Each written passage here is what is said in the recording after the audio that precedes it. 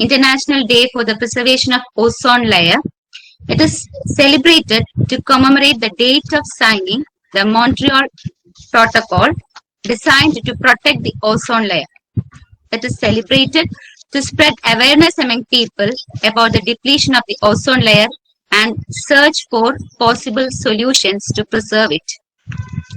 This year, the theme or our slogan for the World Ozone Day is Ozone for Life. This slogan reminds us that ozone is crucial for our life on Earth and must continue to protect the ozone layer for our future generations also. As you all know, we have gathered here to celebrate the 35 years of global ozone layer protection. So let me move on to my duty. First of all, I would like to welcome our principal, Dr. Rita Ladadikoto. And she's always a source of inspiration for us. And I take this opportunity to thank our Ladamis for her wholehearted support in all our endeavors.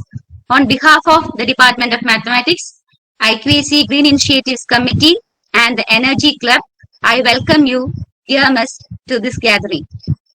Thank you, Vinita.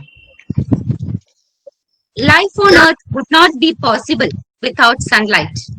Ozone layer protects our Earth from most of the sun's harmful ultraviolet radiation. Since the realization of harmful attributes of fossil fuels, which led to the global warming and ozone layer depletion, researchers started researching for alternative sources of energy, which are both environmental benign and renewable in nature. Solar energy is one such attribute, one such alternative energy source and environmentally benign. Today, we are happy to present before you a person who is part of the research project that is meant to reduce global warming. Our resource person of the day, Mr. Nandakumar N., who is the assistant professor in KCB and who is also a part of the Saura project of KCB. The project Saura is launched by Government of Kerala with a vision to develop the energy sector in the state to global standards. This project is implemented in order to make Kerala an energy efficient state. KCB initiated this project with the intention to ensure energy efficiency in a bid to reduce global warming. Mr. Nandakumar is doing his research in the same area and he'll be talking more about this topic in our talk on renewable energy for life. And he's doing his research from Nurul Islam Center for Higher Education, Tamil Nadu. And on behalf of the Mathematics Department and the IQAC Green Initiatives Committee and the Energy Club, I welcome Mr. Nandakumar to this gathering. Welcome. And I also welcome my dear colleagues to this gathering.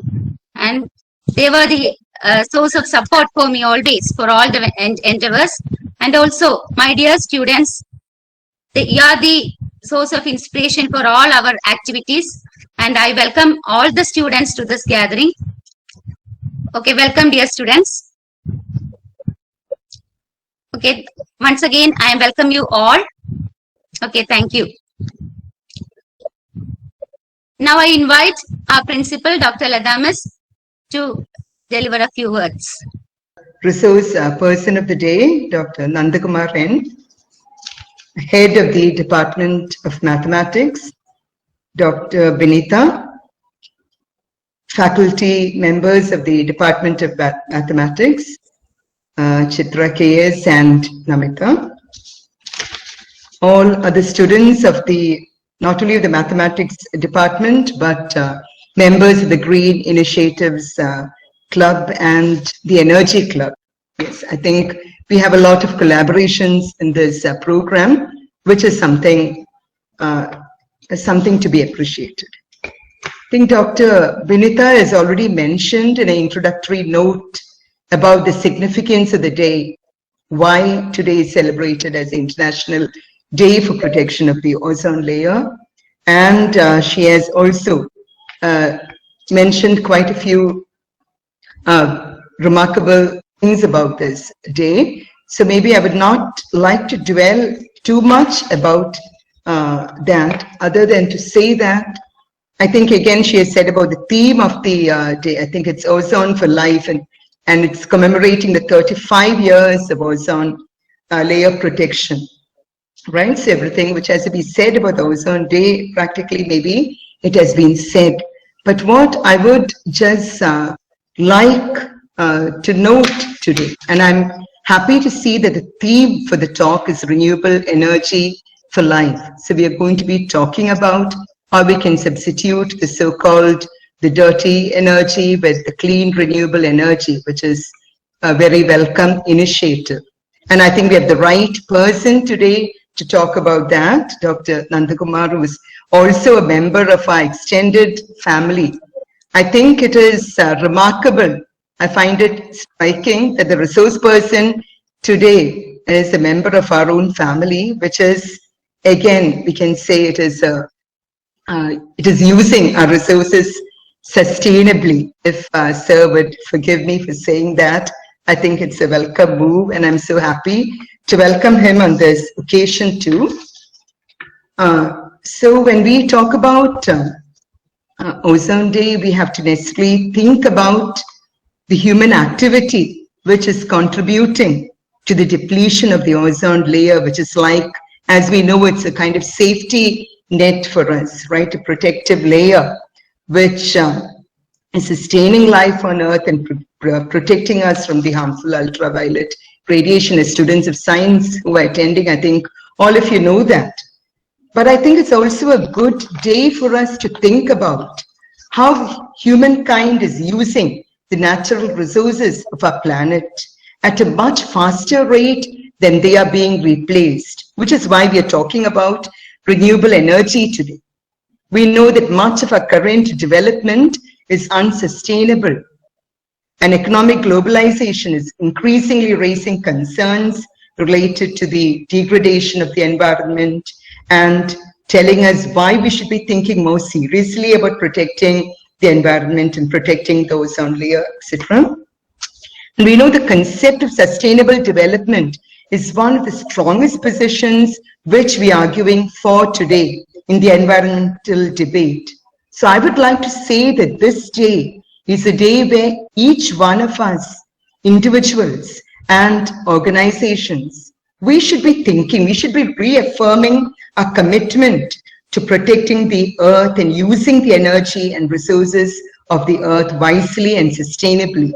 That is a pledge we should be taking today, my dear teachers and students, because we know that the phenomenal economic growth which provides mankind with abundant food, abundant energy and raw materials, that same economic growth has also destabilized the ecological equilibrium of our planet Earth.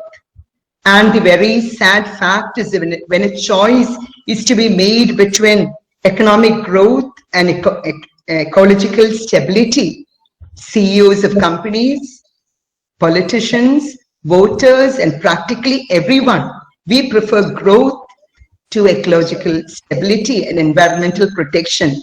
However much we pay lip service to protecting Mother Earth and all that, in all our actions, in all our choices, whether it is as individuals or as organizations, we tend to be doing the reverse.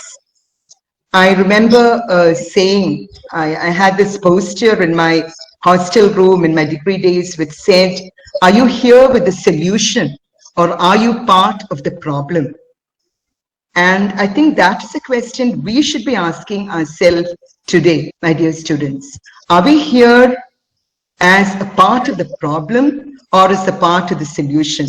I'm happy to know that our resource person today is part of a group which is part of the solution rather than the problem. So they are working protecting our environment, and they are working on areas like climate change and all that. And so I guess that he is definitely the right person who should be enlightening us today. So we should also be thinking how we, in our little ways, are contributing to the problem, or are we really contributing to the growth of a new reality where we become partners in nurturing our environment and protecting the ozone layer from depletion. It is definitely not the big companies and corporations alone which should be thinking of this, but each and every one of us. I remember an essay I read many, many years earlier, which is relevant even today, an essay written by Kenneth Boulding called The Economics of the Coming Spaceship Earth. And this essay suggests that the problem of degradation, the economic degradation, the ozone layer depletion, or all the environmental problems we face today, it results from humans and business organizations acting or pretending that they are cowboys on a limitless open frontier, when in reality, we inhabit a living spaceship with a very finely balanced life support system. But we forget this. You and I, we forget this. Organizations forget this. Politicians forget this. Policy makers forget. And they act as if the resources of the world are, they are limitless and they will continue to sustain us forever, whereas they will not. I know we all know this, but we need to be reminded of this very often and contribute to the solution by the little choices we make in purchasing, in consumption, whether it is to do with whether we would drive our own vehicles to the colleges or the institutions, or whether we would carpool. A very, very little decision made by us can make us a part of the solution rather than a part of the problem. So I would congratulate the Department of Mathematics, the Green Initiatives Club, and the Energy Club for this very, very significant and meaningful venture to enlighten our students about this very pressing issue. And just a word about, I know that we have experts who will be talking about renewable energy, but I would just like to say that there's so much of talk now about renewable energy, and I think there is a lot of innovation happening in this field. And in America and in other developing countries, I think a lot of work is being done on this in the areas of solar energy, wind generation, and how these can be used without really destabilizing the reliability of the electricity grid in that country. So it is very heartening to read about these innovations. I'm sure Sir is going to be talking to you about these things, and I am not an expert, but only a dabbler in these areas, so I would not waste any more time of our resource person. So congratulations for this initiative. I hope it will be a significant learning, enriching experience to us. Maybe each one of us protect and support and nurture our planet Earth, make way for a new tomorrow where we have clean rather than dirty energy, and where we contribute to the sustainable development and sustainable use of our limited resources and become nurturers of our planet rather than destroyers. So thank you all for this privilege to be here with you. Congratulations again, and have an enriching session, everyone. Have a nice day. Thank you, Ladamas, for those meaningful words. Okay, now I invite Mr. Nandakumar to deliver the talk. ഒരു കാര്യം കൂടി കുട്ടികളെ ഓർമ്മിപ്പിക്കുകയാണ്, ഈ ക്ലാസിന്റെ അവസാനം നിങ്ങൾക്ക് ഒരു ക്വിസ് ഉണ്ടാകും. അതിന്റെ ലിങ്ക് ചാറ്റ് ബോക്സിൽ പ്രൊവൈഡ് ചെയ്യും. ആ ക്വിസിന് ഫസ്റ്റ് വരുന്ന ആൾക്ക് ഒരു ക്യാഷ് പ്രൈസും ഉണ്ടായിരിക്കുന്നതാണ്. സോ വളരെ ശ്രദ്ധയോടുകൂടി നിങ്ങൾ ക്ലാസ് അറ്റൻഡ് ചെയ്യുക. ഓക്കെ നന്ദകുമാറിനെ ഞാൻ ക്ഷണിക്കുകയാണ് ടോക്കിന് വേണ്ടിയിട്ട്. ഒരു 45 മിനിറ്റോളം ഈ സബ്ജക്റ്റിന്റെ മേളിൽ കുറച്ച് കാര്യങ്ങൾ, എനിക്കറിയാവുന്ന കുറച്ച് കാര്യങ്ങൾ നിങ്ങളോട് ഷെയർ ചെയ്യാം. ഇന്നത്തെ വേൾഡ് ഓസോൺ ഡേയുടെ അന്ന് ഒരു ടോക്കിന് വേണ്ടിയിട്ട് എന്നെ ക്ഷണിച്ച മാത്സ് ഡിപ്പാർട്ട്മെന്റിനും അതുപോലെ തന്നെ ഇപ്പോ ഇത് ഉദ്ഘാടനം ചെയ്ത് സംസാരിച്ച പ്രിയപ്പെട്ട ലത മിസ്, ബിനിത മിസ്, അതുപോലെ നമിത, ചിത്ര. ഇന്നത്തെ ദിവസം ലോകത്താകമാനം വേൾഡ് ഓസോൺ ഡേ എന്നുള്ള രീതിയിലാണ് നമ്മൾ ആഘോഷിച്ചു വരുന്നത്. വേൾഡ് ഓസോൺ ഡേ എന്ന് പറയുമ്പോൾ നമുക്ക് എല്ലാവർക്കും അറിയാവുന്ന കാര്യമാണ്. ലോകത്തെ ഈ ഭൂമിയെ സംബന്ധിച്ചിടത്തോളം ഭൂമിയിലേക്ക് വരുന്ന അപകടകരമായ UV റേകളെ തടഞ്ഞു നിർത്തുക എന്നുള്ളൊരു ജോബ് ചെയ്യുന്ന അല്ലെങ്കിൽ ഒരു പ്രവൃത്തിയാണ് ഓസോൺ ലെയർ ചെയ്യുന്നത്. ഒരു കൊട പോലെയാണ്, ഭൂമിക്ക് മുകളിലുള്ള ഒരു കൊട എന്നുള്ള രീതിയിലാണ് ഓസോണിനെ അല്ലെങ്കിൽ ഓസോൺ ലെയറിനെ കുറിച്ച് നമ്മൾ വിശേഷിപ്പിക്കുന്നത്. വേൾഡ് ഓസോൺ ഡേ ആഘോഷിക്കുന്നതുമായി ബന്ധപ്പെട്ട് നമ്മൾ നോക്കുമ്പോൾ യഥാർത്ഥത്തിൽ ഒരു വിജയിച്ച സംരംഭം അല്ലെങ്കിൽ വിജയിച്ച ഒരു മുദ്രാവാക്യം എന്നുള്ള രീതിയിൽ വേണം നമ്മൾ വേൾഡ് ഓസോൺ ഡേയെ കാണാനായിട്ട്. മറ്റ് പലതരം ഡേകൾ നമ്മൾ നടത്തുന്നുണ്ട്, എർത്ത് ഡേ, അതുപോലെ തന്നെ ഒട്ടനവധി കാര്യങ്ങൾ ഈ എക്കോസിസ്റ്റം നിലനിർത്തുന്നതുമായി ബന്ധപ്പെട്ട് പല മുദ്രാവാക്യങ്ങൾ, കാർബൺ എമിഷൻ കുറയ്ക്കുന്ന അടക്കമുള്ള മുദ്രാവാക്യങ്ങൾ മുന്നോട്ട് വെച്ചുകൊണ്ട് നമ്മൾ വിവിധ തരത്തിലുള്ള ദിവസങ്ങൾ ആചരിക്കുന്നുണ്ട്. ആ ആചരിക്കുന്ന ദിവസങ്ങളെ എല്ലാം വ്യത്യസ്തമായിട്ട് വേൾഡ് ഓസോൺ ഡേക്ക് പറയാനുള്ള കഥ എന്നത് ഒരു വിജയിയുടെ കഥയാണ്.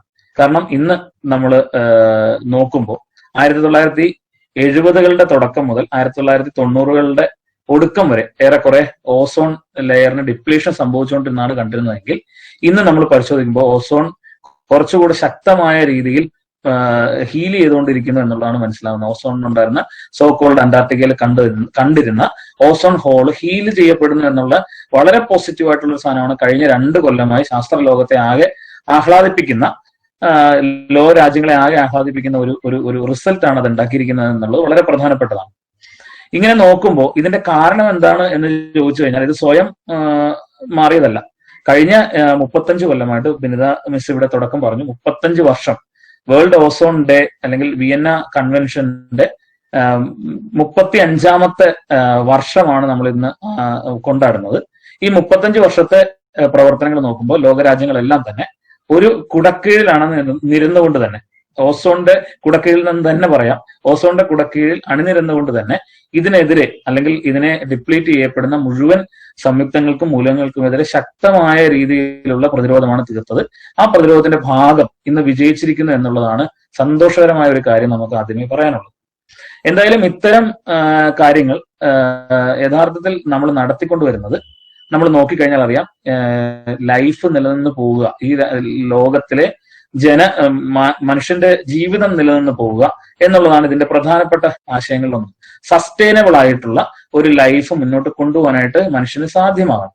അതുകൊണ്ട് തന്നെ ഈ പ്രാവശ്യത്തെ ഇതിന്റെ മുദ്രാവാക്യമായിട്ട് വെച്ചിരിക്കുന്നത് ഓസോൺ ഫോർ ലൈഫ് എന്നുള്ളതാണ്. 1970കളുടെ തുടക്കത്തിലാണ് യഥാർത്ഥത്തിൽ സൂപ്പർസോണിക് ട്രാൻസ്പോർട്ടേഷന്റെ ഭാഗമായി സൂപ്പർസോണിക് ട്രാൻസ്പോർട്ടേഷൻ സ്ട്രാറ്റോസ്ഫിയറിൽ എന്തെങ്കിലും കുഴപ്പങ്ങൾ ഉണ്ടാകുമോ, അത് ഓസോണിനെ ബാധിക്കുമോ എന്ന് പരിശോധിക്കുന്നതിന്റെ ഭാഗമായാണ് ഓസോൺ ലെയറിനെ കുറിച്ചുള്ള പഠനങ്ങൾ ആദ്യഘട്ടത്തിൽ നടത്തിക്കൊണ്ടുവന്നത്. എന്നാൽ 1974 ഷെർവുഡ് റൗളണ്ട് അതുപോലെ തന്നെ മാരിയോ മോൾന, 2 പ്രധാനപ്പെട്ട ആളുകൾ കാലിഫോർണിയ യൂണിവേഴ്സിറ്റിയിലായിരുന്നു അവർ നടത്തിയ പഠനത്തിൽ നിന്ന് മനസ്സിലാക്കിയത് ഈ ഓസോൺ ലെയറിന് നാശമുണ്ടാക്കുന്ന പ്രധാനപ്പെട്ട ഏജന്റുകളിലൊന്ന് ക്ലോറോ ഫ്ലൂറോ കാർബൺ എന്ന് പറയുന്ന CFC ആണ് എന്ന് അവരൊരു പഠനം പുറത്തുവിട്ടു. അന്നത്തെ ഇൻഡസ്ട്രി അടക്കം വലിയ തോതിൽ പ്രതിരോധത്തിലാഴ്ത്തുന്ന ഒരു കണ്ടുപിടുത്തമായിരുന്നു. ഡ്യൂപോണ്ട് പോലുള്ള വലിയ വ്യവസായ ഭീമന്മാർ ഇതിനെതിരെ ശക്തമായി രംഗത്ത് വരികയും ഇത് സയന്റിഫിക് ആയിട്ടുള്ള ഒരു കണ്ടുപിടുത്തമല്ല എന്നും ക്ലോറോ ഫ്ലൂറോ കാർബൺ എന്ന് പറയുന്നത് യാതൊരു തരത്തിലും ഓസോണിലെ സ്ട്രാറ്റോസ്ഫിയറിലേക്ക് എത്തില്ല എന്നും ഇത് ഓസോണിനെ ബാധിക്കില്ല എന്നുള്ള ശക്തമായ ഒരു പ്രതിരോധമാണ് അന്ന് ഡ്യൂപോണ്ട് അടക്കമുള്ള വ്യവസായ ഭീമന്മാർ നടത്തിയത്. അവർ നടത്തിയതിന്റെ കാര്യം മറ്റൊന്നുമല്ല, എയറോസോൾ സ്പ്രേയുടെ ഭാഗമായിട്ടും അതുപോലെ തന്നെ റെഫ്രിജറേഷന്റെ ഭാഗമായിട്ടും എല്ലാം ഉപയോഗിച്ചിരുന്ന പ്രധാനപ്പെട്ട കൂളന്റുകളിലൊന്നും ഏറ്റവും ചീപ്പായി ലഭിച്ചുകൊണ്ടിരുന്നതും എന്നാൽ അന്ന് വരെയുള്ള കണ്ടുപിടുത്തങ്ങളിൽ ആളുകൾക്ക് ബുദ്ധിമുട്ടുണ്ടാക്കാത്തതും ആയിട്ടുള്ള ഒരു സാധനമായിരുന്നു ക്ലോറോ ഫ്ലൂറോ കാർബൺ. അത് സംബന്ധിച്ച് വലിയ റിസർച്ചുകളും അത് സംബന്ധിച്ചുള്ള വലിയ ഉൽപാദന മേഖലയിൽ വലിയ മുന്നോട്ട് പോക്കും എല്ലാം ഡ്യൂപോണ്ട് അടക്കമുള്ള ആളുകൾ നടത്തിയിരുന്നുകൊണ്ട് തന്നെ അവർ അതിൽ നിന്ന് പിന്നോട്ട് പോകാൻ തയ്യാറായിരുന്നില്ല. എന്നാൽ അത്ര തന്നെ വാശിയിലായിരുന്നു ഷെർവുഡ് റൗളണ്ട് അതിനെ തുടർന്ന് നടത്തിയ പഠനങ്ങളിലെല്ലാം ഓരോ ഘട്ടങ്ങളിലും അദ്ദേഹം പഠനങ്ങൾ നടത്തുകയും 1984 ഒടുവിൽ അദ്ദേഹം അന്റാർട്ടിക്കയിൽ ഉണ്ടാവുന്ന ഓസോൺ ഹോളിനെ കുറിച്ച് ശക്തമായി പറയുകയും ചെയ്തു. അത് ലോകത്തെ ആകെ ഒരു ഭീതിയിലാഴ്ത്തി. ഓസോൺ ഹോൾ ഉണ്ടാവുന്നു, ഓസോൺ ഹോൾ കൊണ്ട് UV റേ, പ്രത്യേകിച്ച് UVB റേ ഭൂമിയിലേക്ക് ഭൗമോപരിതലത്തിൽ എത്തുകയും അതിന്റെ ഭാഗമായി സ്കിൻ ക്യാൻസർ, കാറ്ററാക്ട് തുടങ്ങിയ അസുഖങ്ങൾ ഉണ്ടാവുന്നു. അതുപോലെ തന്നെ നെല്ലടക്കമുള്ള ക്രോപ്പുകൾക്ക് വലിയ നാശനഷ്ടം ഉണ്ടാവുന്നു തുടങ്ങിയ ഒട്ടനവധി കാര്യങ്ങൾ ഉണ്ടാവുമെന്ന് ചൂണ്ടിക്കാണിച്ചതിന്റെ അടിസ്ഥാനത്തിൽ ലോകരാജ്യങ്ങളെല്ലാം തന്നെ ഒരു തീരുമാനമെടുക്കുകയും 1985 വിയന്ന കൺവെൻഷൻ നടത്തുകയും ചെയ്തു. വിയന്ന കൺവെൻഷന്റെ ഭാഗമായാണ് പിന്നീട് വന്ന മോൺട്രിയൽ പ്രോട്ടോകോൾ എന്ന് പറയുന്നത്. എല്ലാ രാജ്യങ്ങളും, അതായത് ഇന്ന് വരെ UN നേതൃത്വത്തിൽ നടന്ന ഏറ്റവും വലിയ പ്രോട്ടോകോൾ, ഒരു വിജയിച്ച പ്രോട്ടോകോളാണ്. കാരണം മുഴുവൻ രാജ്യങ്ങളും, UN മുഴുവൻ രാജ്യങ്ങളും അതിന് പുറത്തുള്ള രാജ്യങ്ങളും സൈൻ ചെയ്യുകയും എല്ലാവരും ഇതുമായി മുന്നോട്ട് പോകാമെന്നും ക്ലോറോഫ്ലൂറോ കാർബണിന്റെ അളവ് പൂർണ്ണമായി കുറച്ചുകൊണ്ട് വരാമെന്നും എന്നും പറഞ്ഞിട്ടുള്ള ഒരു പ്രോട്ടോകോൾ ആയിരുന്നു അത്. അതെന്തായാലും വിജയം കാണുകയും ക്ലോറോഫ്ലൂറോ കാർബൺ പൂർണ്ണമായി ഒഴിവാക്കുന്നതിന് ഡ്യൂപോൺ തന്നെ തയ്യാറെടുക്കുകയും അതിന് പകരമായി HFC എന്ന് പറയുന്ന പുതിയ സംയുക്തം അവർ കൊണ്ടുവരികയും ചെയ്തു, ഹൈഡ്രോഫ്ലൂറോ കാർബൺ. ഇങ്ങനെ എത്തിയതിന്റെ ഭാഗമായി നമ്മളിപ്പം നേരത്തെ കണ്ടിട്ടുള്ള കാര്യങ്ങൾ സംഭവിക്കുന്നു. 1990-കൾക്ക് ശേഷം അത് പൂർണ്ണമായി നിരോധിക്കുകയും HFC വരികയും HFC വരുന്നതിന്റെ ഭാഗമായിട്ട് CFC പൂർണ്ണമായി ഫേസ് ഔട്ട് ചെയ്തു പോവുകയും അന്തരീക്ഷത്തിലുള്ള CFCയുടെ അളവ് കുറയുകയും ഓസോണിന്റെ അളവ് ഗണ്യമായി കൂടുന്ന പ്രവർത്തനങ്ങൾ ആരംഭിച്ചു വരികയും ചെയ്തു. CFC ഇപ്പൊ പൂർണ്ണമായിട്ട് പോവുകയും ചെയ്തിട്ടുണ്ട്. പക്ഷെ ഇവിടെ രണ്ടാമത് ഇതിനെ റീപ്ലേസ് ചെയ്തെന്ന HFC ചെറിയ പ്രശ്നം ഉണ്ടാക്കി. അത് അത്ര ചെറിയ പ്രശ്നമായിരുന്നില്ല.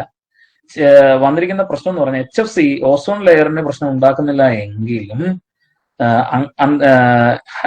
ഹരിതഗൃഹ വാതകങ്ങൾ അല്ലെങ്കിൽ എന്താ പറയാ, ഈ കാർബൺ ഡൈ ഓക്സൈഡ് പോലുള്ള നമ്മുടെ വാതകങ്ങൾ ഉണ്ടാക്കുന്ന, കാർബൺ ഡൈ ഓക്സൈഡ് പോലുള്ള ഗ്യാസസ് ഉണ്ടാക്കുന്ന പോലെ തന്നെ ഭൂമിയുടെ അന്തരീക്ഷത്തിന്റെ താപനില വർദ്ധിപ്പിക്കുന്ന രീതിയിലേക്ക് ഈ HFC ഇഷ്യൂസ് ഉണ്ടാക്കി എന്നുള്ളതാണ് നമ്മൾ പിന്നീട് കാണുന്നത്.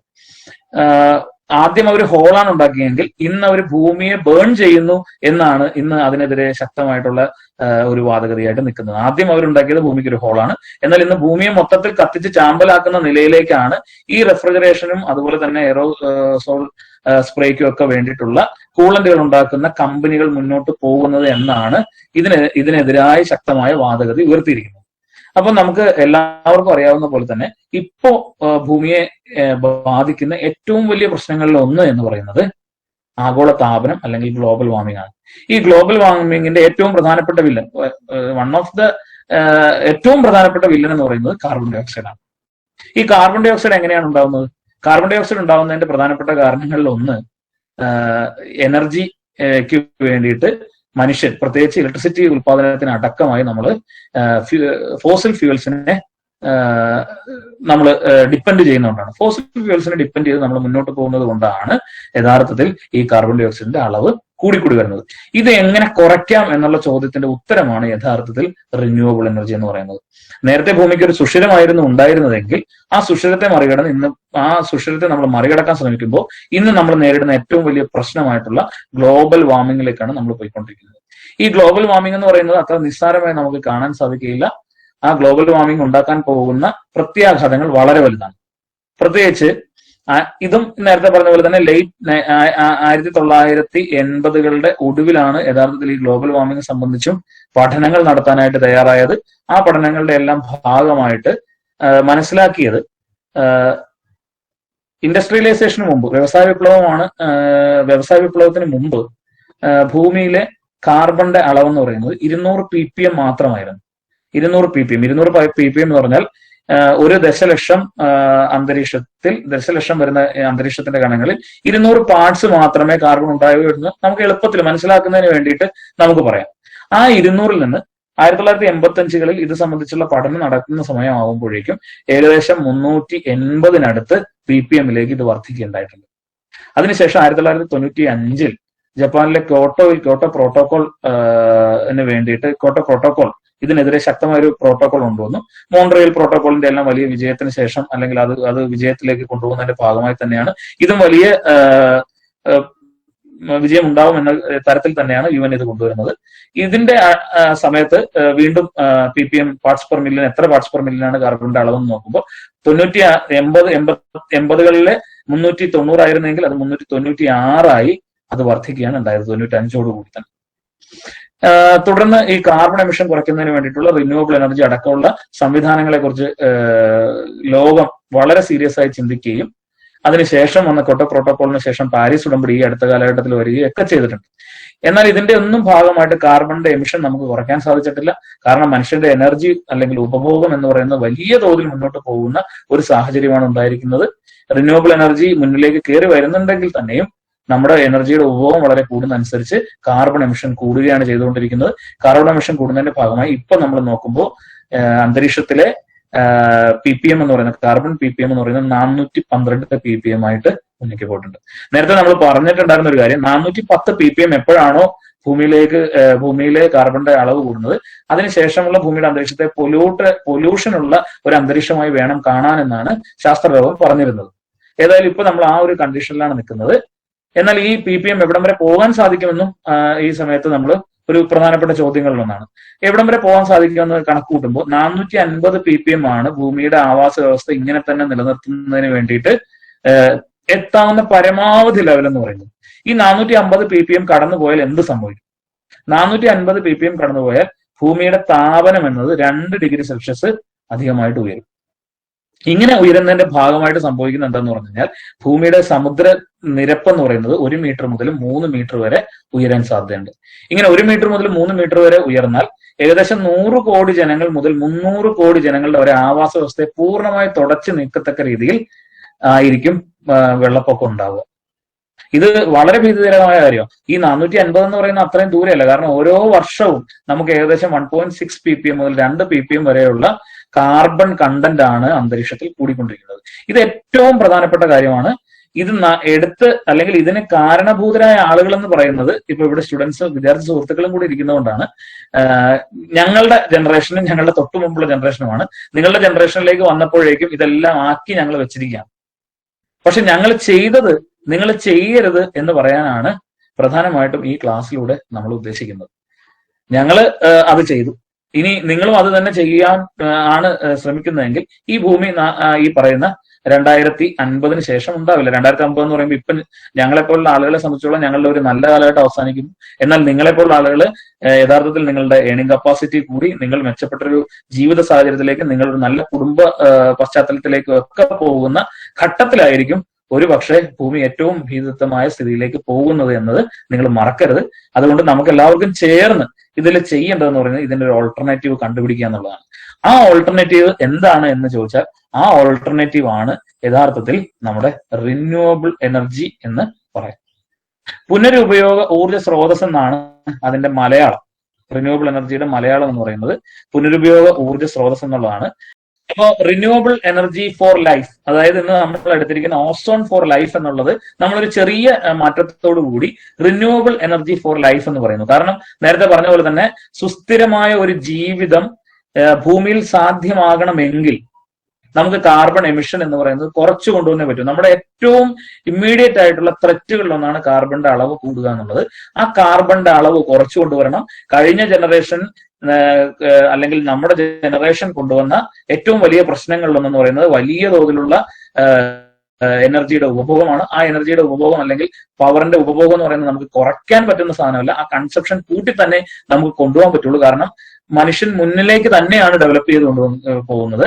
ആ ഡെവലപ്മെന്റിനെ പിന്നോക്കം നയിക്കുന്ന രീതിയിൽ എനർജിയുടെ അളവ് കുറച്ചു കൊണ്ടുവരിക, അല്ലെങ്കിൽ എനർജി കൺസർവേഷൻ എന്നുള്ള നിലയിൽ ചില ആളുകൾ ഇപ്പൊ ചെയ്യുന്ന പോലെ തന്നെ ആവശ്യമുള്ള സ്ഥലത്ത് പോലും വൈദ്യുതി ഉപയോഗിക്കാതിരിക്കുക, ഇതൊന്നും നമുക്ക് നേടാൻ പറ്റുന്ന സാധനങ്ങളല്ല. എനർജി ഉപയോഗിച്ചുകൊണ്ട് തന്നെ മനുഷ്യന് സ്വതന്ത്രനാവാൻ സാധിക്കുകയുള്ളൂ, മനുഷ്യന്റെ മുന്നോട്ട് പോക്ക് സാധിക്കുകയുള്ളൂ. അതുകൊണ്ട് എനർജി എന്ന് പറയുന്ന സാധനം നമുക്ക് ഉപയോഗിച്ച് തന്നെ മുന്നോട്ട് കൊണ്ടുപോകണം. അങ്ങനെ കൊണ്ടുപോകുമ്പോൾ നിലവിലുള്ള ഫോസിൽ ഫ്യൂവൽസിനെ നമുക്ക് ഡിപ്പെൻഡ് ചെയ്യാൻ സാധിക്കില്ല. അങ്ങനെ ഡിപ്പെൻഡ് ചെയ്യാതെ പോകണമെങ്കിൽ അതിന് ഒരു ഉത്തരം എന്ന് പറയുന്നത് റിന്യൂവബിൾ എനർജിയാണ്. ഈ മേഖലയിൽ നമ്മൾ നോക്കുമ്പോൾ നമ്മൾ എപ്പോഴും അറിഞ്ഞിരിക്കേണ്ട കാര്യം, മനുഷ്യന് സസ്റ്റൈനബിൾ ആയിട്ടുള്ള ഒരു ലൈഫ് ഭൂമിയിൽ ഉണ്ടാകണം എന്നുണ്ടെങ്കിൽ 3 പ്രധാനപ്പെട്ട കാര്യങ്ങളാണുള്ളത്. 1 ഫുഡ്, 2 വാട്ടർ, 3 എനർജി. ഇനി രസകരമായ വസ്തുത, ഇത് തമ്മിൽ ഇന്റർ റിലേറ്റഡ് ആണ്. ഇത് തമ്മിലൊരു നെക്സസ് ഉണ്ട്. നിങ്ങൾക്ക് പടം കാണാൻ പറ്റുന്നുണ്ടെന്നാണ് എനിക്ക് തോന്നുന്നത്. സസ്റ്റൈനബിൾ ആയിട്ടുള്ള ഒരു സൊസൈറ്റി ഉണ്ടാവണമെങ്കിൽ ഈ നെക്സസ് എത്ര കണ്ട് സ്ട്രെങ്തൻ ചെയ്യുന്നോ അത്ര കണ്ട് സ്ട്രെങ്തൻ ചെയ്യുക എന്നുള്ളതാണ് നമ്മൾ വേണ്ടത്. എനർജിയുടെ മേഖല നമുക്ക് സ്ട്രെങ്തൻ ചെയ്യാൻ സാധിക്കണം, വാട്ടറിന്റെ മേഖല നമുക്ക് സ്ട്രെങ്തൻ ചെയ്യാൻ സാധിക്കണം, മുഴുവൻ ആളുകളിലേക്കും ആഹാരം എത്തിക്കുന്നതിന് വേണ്ടിയിട്ടുള്ള കാര്യങ്ങൾ ചെയ്യാൻ സാധിക്കണം. ഒന്ന് മെച്ചപ്പെടുത്തിക്കൊണ്ട് തന്നെ ബാക്കി 2 കാര്യങ്ങളെയും മെച്ചപ്പെടുത്താൻ സാധിക്കും. ഇവിടെ മനസ്സിലാക്കേണ്ടതെന്ന് പറഞ്ഞാൽ സസ്റ്റൈനബിൾ സൊസൈറ്റിയുടെ ഒരു പ്രധാനപ്പെട്ട കാര്യം, ഏറ്റവും എഫിഷ്യന്റ് ആയി ഈ 3 സംഗതികളെയും ഉപയോഗിക്കുന്ന ആളുകളാണ് ഏറ്റവും സസ്റ്റൈനബിൾ ആയിട്ട് മുന്നോട്ട് പോകുന്നത്.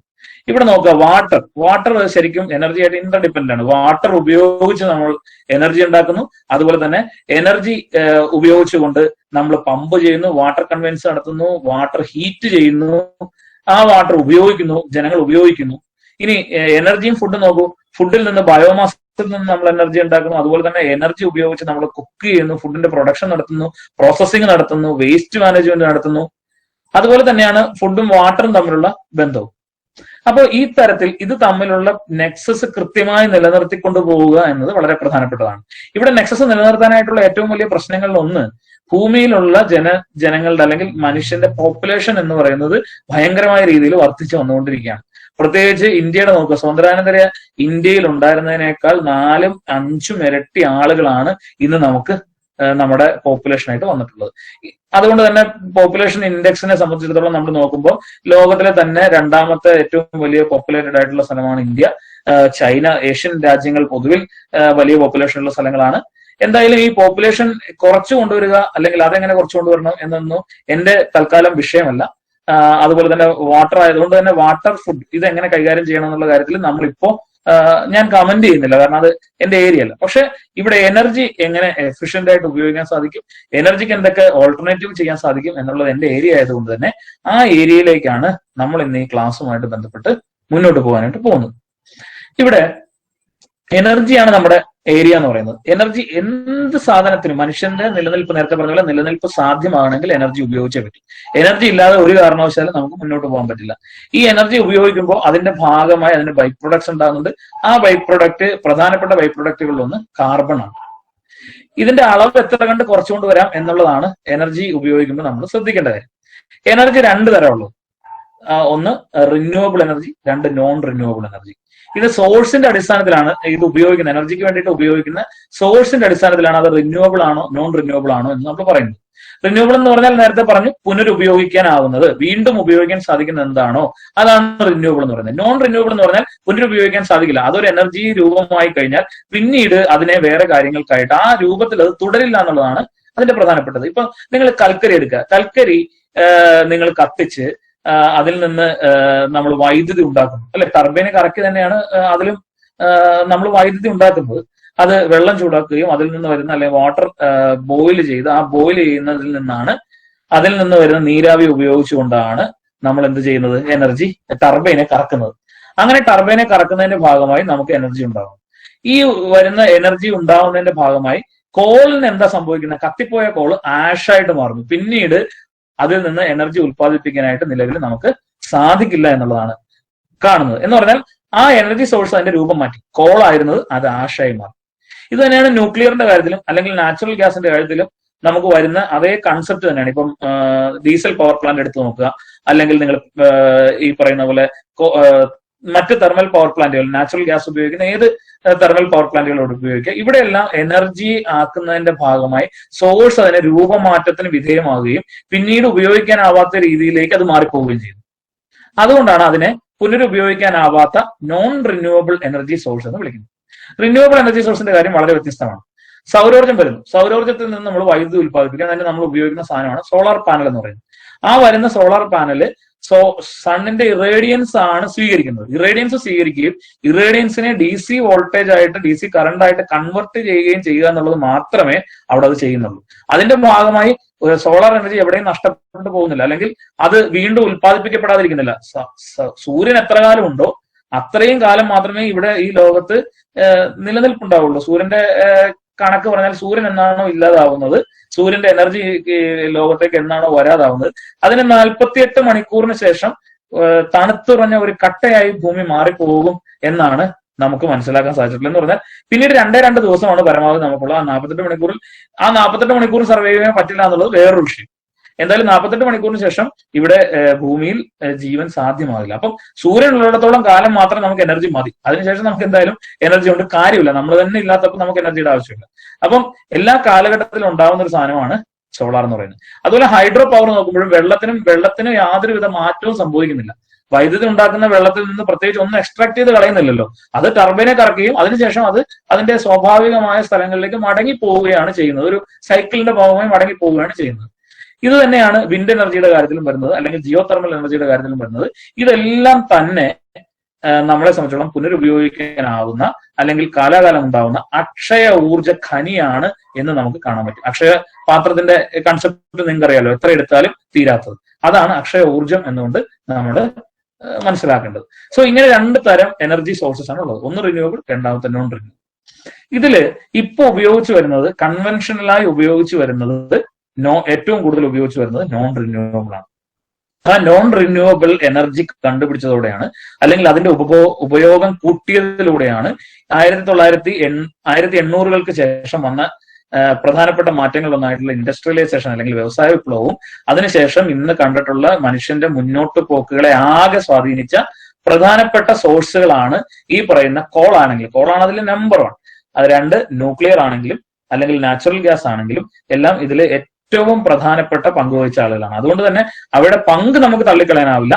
എന്നാൽ അതിന്റെ ഉപയോഗം കൂടിയതിന്റെ ഭാഗമായി കുറെ പ്രശ്നങ്ങൾ നമുക്ക് ഉണ്ടാവുന്നുണ്ട്. കാർബൺ എമിഷൻ അടക്കമുള്ള പ്രശ്നങ്ങൾ നമുക്ക് ഉണ്ടാവുന്നുണ്ട്. അത് മറികടക്കുന്നതിന് വേണ്ടിയിട്ട് നമ്മൾ അടുത്ത ലെവലിലേക്ക് മറികടന്ന് പോകണം. കഴിഞ്ഞ ജനറേഷനെ സംബന്ധിച്ചോളം ഇത് ഇന്നവിറ്റബിൾ ആയിരുന്നു. ഇതുമായിട്ട് മുന്നോട്ട് പോകാതിരിക്കാൻ സാധിക്കില്ലായിരുന്നു. പുതിയ ടെക്നോളജികൾ വരണമായിരുന്നു.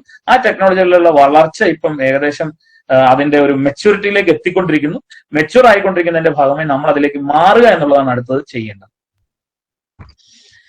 ഇനി അടുത്ത ചോദ്യം വളരെ പ്രധാനപ്പെട്ടതാണ്. ഇപ്പൊ ഞാൻ ഈ സ്ലൈഡിൽ കാണിക്കുന്ന സാധനങ്ങളെല്ലാം തന്നെ ഇന്റർനെറ്റിൽ നിന്ന് നിങ്ങൾക്ക് സെർച്ച് ചെയ്തെടുക്കാവുന്ന സാധനങ്ങളാണ്. അതെല്ലാം കൂടെ കൂട്ടി യോജിപ്പിച്ച ഒരു സ്ലൈഡ് ഉണ്ടാക്കിയെന്ന് മാത്രമേ ഉള്ളൂ. കൺസെപ്റ്റ് നിങ്ങൾക്ക് ബോധ്യപ്പെട്ടു പോകുന്നതിന് വേണ്ടിയിട്ട്. എന്തുകൊണ്ടാണ് നമുക്ക് റിന്യൂവബിൾ വേണ്ടി വരുന്നത്? ഒന്ന് ഞാൻ നേരത്തെ പറഞ്ഞു, കാർബൺ എമിഷൻ എന്ന് പറയുന്നത് സിവിയർ ആയിട്ടുള്ള കാർബൺ എമിഷൻ ആണ് നടന്നുകൊണ്ടിരിക്കുന്നത്. ഇതിന്റെ ഭാഗമായിട്ട് സീ ലെവലിൽ റൈസ്, അതുപോലെ തന്നെ ഗ്ലോബൽ വാർമിംഗ്, ഇത് രണ്ടും ഉണ്ടാവും. ഇത് രണ്ടും ഉണ്ടാവുന്നതുകൊണ്ട് തന്നെ നമുക്ക് നിർബന്ധമായും നിലവിൽ ഉപയോഗിച്ചുകൊണ്ടിരിക്കുന്ന കൺവെൻഷനലായിട്ട് ഉപയോഗിച്ചുകൊണ്ടിരിക്കുന്ന എനർജികളെ നമുക്ക് മാറ്റേണ്ടതായിട്ടുണ്ട്. അതുപോലെ തന്നെ മറ്റൊരു പ്രശ്നം, ഈ കൺവെൻഷനലായിട്ട് നമ്മൾ ഉപയോഗിച്ചുകൊണ്ടിരിക്കുന്ന ഫോസിൽ ഫ്യൂൽസ് എന്ന് പറയുന്നത് ഈ നമുക്ക് എത്ര ആവശ്യമുണ്ടോ അത്രയും കാലം നിലനിൽക്കുന്നതല്ല.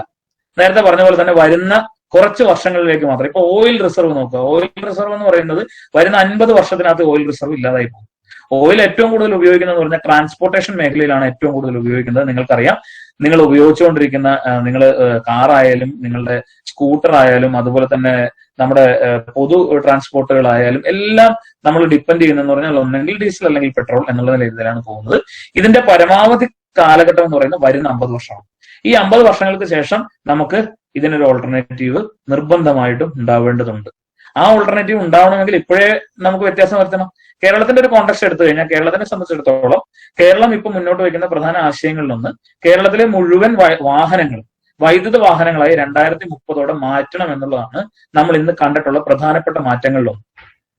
നമ്മുടെ ഒരു പോളിസിയാണ്. ഇപ്പോ 2018 നമ്മൾ ആ പോളിസി കൊണ്ടുവന്നത്. 2017 നമ്മൾ ആ പോളിസി മുന്നോട്ട് വെക്കുന്നത്. 2030 കൂടി തന്നെ നമ്മുടെ വാഹനങ്ങളെല്ലാം തന്നെ ഇന്ന് നിരത്തിലോടുന്ന മുഴുവൻ വാഹനങ്ങളും വൈദ്യുത വാഹനങ്ങളാക്കി മാറ്റും. അങ്ങനെ വൈദ്യുത വാഹനങ്ങളാക്കി മാറ്റുന്നതോടുകൂടി തന്നെ വലിയ തോതിലുള്ള ഒരു കാർബൺ ഫുട് പ്രിന്റ് ഒഴിവാക്കുന്നതിന് കേരളത്തിന് സാധിക്കും എന്നുള്ളതാണ് നമ്മൾ കണ്ടിട്ടുള്ളത്. കേരളം ഈ സാധനം കൊണ്ടുവന്നത് ഒരു ഐലൻഡിൽ നിന്നുകൊണ്ടല്ല. ഇന്ത്യ അതിന് അനുഗുണമായിട്ടുള്ള നിയമങ്ങൾ കൊണ്ടുവരുന്നു.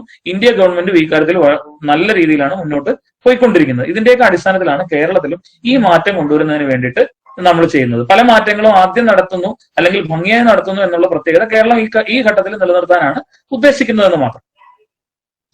ഇങ്ങനെ വരുമ്പോൾ ഇവിടെ മനസ്സിലാക്കിയിരിക്കേണ്ട കാര്യം, കേരളത്തിന്റെ ഇന്നത്തെ ഒരു എനർജി അല്ലെങ്കിൽ ഇലക്ട്രിസിറ്റി എനർജിയുടെ ഉപഭോഗം എന്ന് പറയുന്നത് 70 മില്യൺ യൂണിറ്റ് ആണ്. 65 മുതൽ 80 മില്യൺ യൂണിറ്റ് വരെ വരും.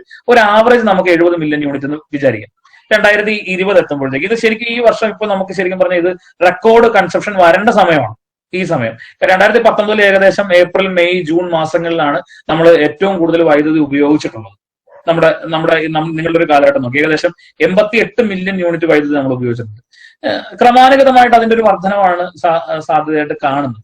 കാരണം എനർജിയുടെ ഉപഭോഗം എന്ന് പറയുന്നത് ഒരു രാജ്യത്തിന്റെ ഹ്യൂമൻ ഡെവലപ്മെന്റ് ഇൻഡെക്സിൽ പ്രധാനപ്പെട്ട കാര്യങ്ങളിൽ ഒന്നാണ്. നിങ്ങൾ എത്രമാത്രം എനർജി അവിടെ ഉപയോഗിക്കുന്നു എന്നുള്ളത് നമ്മളെ സംബന്ധിച്ചിടത്തോളം, നിങ്ങളെ സംബന്ധിച്ചിടത്തോളം നിങ്ങളുടെ ഡെവലപ്മെന്റ് ഇൻഡെക്സ് എത്രമാത്രം മേളിലേക്ക് പോകുന്നു എന്നത് ഡിപ്പെൻഡ് ചെയ്താണ് ഇരിക്കുന്നത്. അതുകൊണ്ട് തന്നെ നമ്മൾ നമ്മുടെ സൊസൈറ്റി വളരുന്നതോടൊപ്പം തന്നെ എനർജിയുടെ യൂട്ടിലൈസേഷൻ, എഫക്റ്റീവ് ആയിട്ടുള്ള യൂട്ടിലൈസേഷൻ കൂട്ടിക്കൊണ്ടുവരുന്നു. പക്ഷെ കോവിഡ് പാൻഡമിക് സിറ്റുവേഷൻ ആയതുകൊണ്ട് തന്നെ നിലവിൽ നമ്മുടെ ഇൻഡസ്ട്രികളൊന്നും തന്നെ പ്രോപ്പറായിട്ട് വർക്ക് ചെയ്യുന്നില്ല. വീടുകളിലാണ് ആകെ നമുക്ക് ഇപ്പൊ എനർജി കൺസപ്ഷൻ കൂടിയിരിക്കുന്നത്. ബാക്കി എനർജി കൺസപ്ഷൻ ഒക്കെ വളരെ കുറഞ്ഞിട്ടുണ്ട്. അതുകൊണ്ട് തന്നെ ഇപ്പൊ ഇന്നലത്തെ എടുത്ത് നോക്കുമ്പോൾ 66 മില്യൺ യൂണിറ്റ് വൈദ്യുതിയാണ് നമ്മൾ ഇന്നലെ ആകെ ഉപയോഗിച്ചിട്ടുള്ളത്. അത് സാധാരണഗതിയിൽ വളരെ കുറവാണ്. ഇനി ഈ വെഹിക്കിളുകൾ വരുമ്പോൾ വരാൻ പോകുന്ന മാറ്റം 2030 ഈ വെഹിക്കിളുകളിലാക്കി മാറ്റിക്കഴിഞ്ഞാൽ 140 മില്യൺ യൂണിറ്റ് ആയിട്ട് വൈദ്യുതിയുടെ ഉപഭോഗം വർദ്ധിക്കും. അപ്പൊ നമ്മൾ കേൾക്കുമ്പോ അങ്ങനെ വർദ്ധിക്കുമെന്നുണ്ടെങ്കിൽ എന്തിനാണ് ഈ വെഹിക്കിളിലേക്ക് മാറുന്നതെന്ന് ചോദിച്ചു കഴിഞ്ഞാൽ, പക്ഷേ ഓയിൽ സപ്ലൈയിൽ അല്ലെങ്കിൽ നമ്മൾ ഉപയോഗിച്ചുകൊണ്ടിരിക്കുന്ന ഓയിലിന് കത്തി ഉണ്ടാവുന്ന കാർബണിനെ സംബന്ധിച്ചിടത്തോളം നമ്മൾ റിന്യൂവബിൾ സോഴ്സ് ഉപയോഗിച്ചുകൊണ്ട് ഈ വെഹിക്കിളുകൾക്ക് വൈദ്യുതി നൽകുക എന്നുള്ളൊരു നയമാണ് എടുത്തിരിക്കുന്നത്. അങ്ങനെ വന്നാൽ കാർബൺ എമിഷൻ വലിയ തോതിൽ കുറയുകയും മെച്ചപ്പെട്ട സാങ്കേതിക വിദ്യ ഉപയോഗിച്ചുകൊണ്ടുള്ള ഈ വെഹിക്കിളുകൾ നിരത്തിൽ ഉണ്ടാവുകയും ചെയ്യും എന്ന് തന്നെയാണ് നമ്മൾ കരുതുന്നത്. ഇനി നിങ്ങൾ നോക്കുക, പ്രധാനമായിട്ട് ഉപയോഗിച്ചുകൊണ്ടിരുന്ന ഈ നമ്മുടെ നോൺ കൺവെൻഷണൽ ആയിട്ടുള്ള സോഴ്സുകളെല്ലാം തന്നെ ഫോസിൽ ഫ്യൂൽസ് എല്ലാം തന്നെ വരുന്ന കുറെ കാലങ്ങൾ കൊണ്ട് ഇല്ലാതാവും എന്നുള്ള ഒരു ഇഷ്യൂ ഉള്ളത് കൊണ്ടും നമുക്ക് റിന്യൂവബിളിലേക്ക് മാറേണ്ടി വരും. സോ ഈ പ്രധാനപ്പെട്ട പോയിന്റുകളാണ്. ഒന്ന്, ഇതിന്റെ ഡിപ്പെൻഡൻസി എന്ന് പറയുന്നത് നമുക്ക് കുറച്ചു കൊണ്ടുവരണം. കാരണം ഇത് എല്ലാ കാലഘട്ടത്തിലും നമുക്ക് അവൈലബിൾ ആയിരിക്കില്ല നോൺ കൺവെൻഷണൽ. 2, കാർബൺ എമിഷൻ കുറച്ചു കൊണ്ടുവരണം. 3, ഗ്ലോബൽ വാർമിംഗ് കുറച്ചു കൊണ്ടുവരണം. അതുകൊണ്ട് ക്ലീൻ എനർജി അല്ലെങ്കിൽ റിന്യൂവബിൾ എനർജി എന്ന് പറയുന്നത് നാളത്തെ നമ്മുടെ നിലനിൽപ്പിന് അല്ലെങ്കിൽ നമ്മുടെ ലൈഫ് നിലനിർത്തുന്നതിന് ഏറ്റവും പ്രധാനപ്പെട്ട കാര്യമാണ്. എത്രയും വേഗം അതിലേക്ക് മാറുക എന്നുള്ള, അതിനുള്ളൊരു ഇനിഷ്യേറ്റീവ് എടുക്കുക എന്നുള്ളതാണ് നമ്മൾ ചെയ്യേണ്ടത്. ഇനി ഇങ്ങനെ കൊണ്ടുവരുന്ന റിന്യൂവബിൾ, ഈ റിന്യൂവബിൾ എന്തോരം സ്ഥലം ആവശ്യമുണ്ട് എന്നുള്ളതും കൂടെ നമ്മളൊന്ന് പരിശോധിച്ചു പോകണം. എന്തോരം സ്ഥലം ആവശ്യമുണ്ട്. ഇവിടെ നിങ്ങൾക്ക് എനിക്ക് തോന്നുന്ന ഭൂമിയുടെ ഒരു മാപ്പ് നിങ്ങൾക്ക് ഏകദേശം കാണാൻ സാധിക്കുന്നുണ്ടെന്നാണ് കരുതുന്നത്. മൊബൈലിലൊക്കെ എത്ര കണ്ട് വലുതായിട്ട് എനിക്ക് കാണാൻ സാധിക്കുമെന്ന് മനസ്സിലാവുന്നില്ല. ഇവിടെ ഒരു ചെറിയ ഇത് ഇത്രയും, ഇതെല്ലാം കരയാണ്. ഈ കര എന്ന് പറയുന്ന ഈ പച്ച കളറിൽ കാണുന്നതാണ് കരഭാഗം എന്ന് പറയുന്നത്. ആ കരഭാഗത്തിന്റെ ഇത്രയും സ്ഥലം, ഈ പറയുന്ന ഇത്രയും സ്ഥലം, ഇവിടെ കാണിച്ചിരിക്കുന്ന ഇത്രയും സ്ഥലം മാത്രം മതിയാകും നമുക്ക് സോളാർ വെച്ച് നമ്മൾ ഇന്ന് ഭൂമിയിലുള്ള മുഴുവൻ പവർ സോഴ്സുകൾക്കും റീപ്ലേസ് ചെയ്തുകൊണ്ട് സോളാർ വന്നാൽ നമുക്ക് ഇത്രയും മതിയാവും. 2030 വരെയുള്ള കാലഘട്ടം എടുത്താൽ പോലും ഈ സ്ഥലം മതിയാവും. ഇതെന്ന് പറയുന്നത് യഥാർത്ഥത്തിൽ ഒരു 1.2% ടോട്ടൽ നമുക്ക് അവൈലബിൾ ആയിട്ടുള്ള ലാൻഡിന്റെ 1.2% പ്ലേസ് മാത്രം ഈ റിന്യൂവബിളിന് വേണ്ടി മാറ്റിവെച്ചാൽ മതിയാവും. ഇനി നോൺ കൺവെൻഷനലിന് വേണ്ടിയിട്ട് നമ്മൾ എത്ര മാറ്റിവെച്ചിട്ടുണ്ട് അത് നോക്കിക്കഴിഞ്ഞാൽ ഏകദേശം 2%, മൊത്തം നമ്മുടെ അവൈലബിലിറ്റിയുടെ 2%, കരയുടെ അവൈലബിലിറ്റിയുടെ 2% നമ്മൾ നോൺ കൺവെൻഷനലിന് വേണ്ടിയിട്ട് നമ്മുടെ സ്ഥലം മാറ്റിവെച്ചിട്ടുണ്ട്. ഇനി അവിടെ ഒരു പ്രശ്നം കൂടെ ഉണ്ട്. നോൺ കൺവെൻഷനൽ എന്ന് പറഞ്ഞാൽ കാലാകാലം ഉപയോഗിക്കാൻ പറ്റുന്നതല്ല. ആ ഉപയോഗം കഴിഞ്ഞു കഴിഞ്ഞാൽ അതിനെ നമ്മൾ ഉപേക്ഷിക്കേണ്ടി വരും. അവിടെ വീണ്ടും ഒരു പുതിയ സംവിധാനം കൊണ്ടുവരാൻ പറ്റില്ല.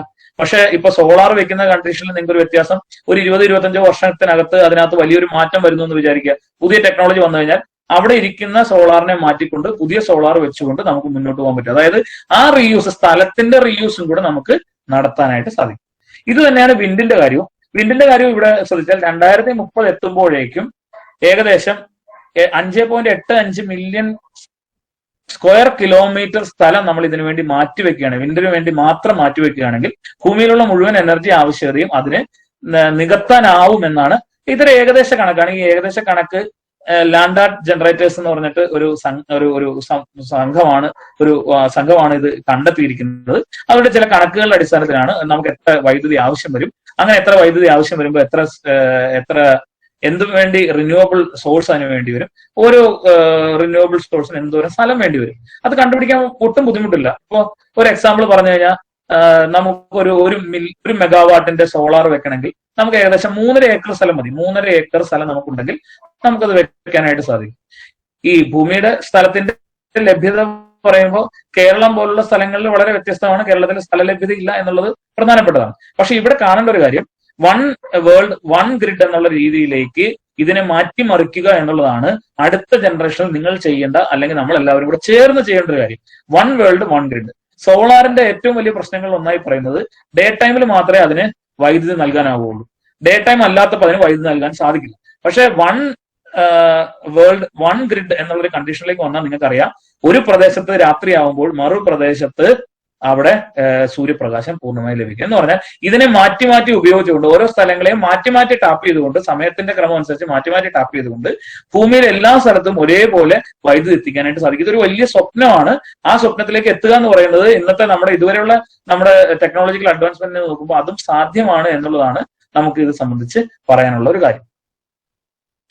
ഇനി നമ്മളിപ്പോ ഒരു എന്താ പറയുക വേൾഡ് പെർസ്പെക്റ്റീവിലാണ് ഈ കാര്യങ്ങളെല്ലാം പറഞ്ഞത്. കാരണം നമ്മുടെ ഇന്നത്തെ ദിവസം എന്ന് പറയുന്നത് ലോകത്തെ ആകെ ബന്ധപ്പെടുത്തിക്കൊണ്ട് വരുന്ന ഒരു സാധനമായതുകൊണ്ട് അതെടുത്ത്. ഇനി ഇന്ത്യയുടെ മാത്രം പവർ സെക്ടർ ഒന്ന് നമുക്ക് പരിശോധിച്ച് നോക്കാം. ഇന്ത്യയുടെ പവർ സെക്ടറിലേക്ക് വന്നു, വൈദ്യുതിയിലേക്ക് വന്നു.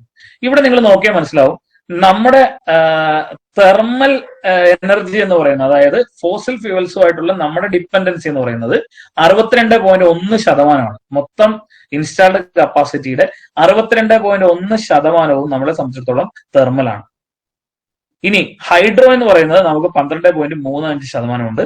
ന്യൂക്ലിയർ എന്ന് പറയുന്നത് 6.7 ഗിഗാവാട്ട് അല്ലെങ്കിൽ 1.8% ഉണ്ട്. റിന്യൂവബിൾ എനർജി അതായത് സോളാർ, വിൻഡ് തുടങ്ങി ബയോമാസ്, ജിയോ തെർമൽ എല്ലാം കൂടെ ചേർത്ത് നമുക്ക് അവൈലബിൾ ആയിട്ടുള്ളത് മൊത്തം കപ്പാസിറ്റിയുടെ 23.8%.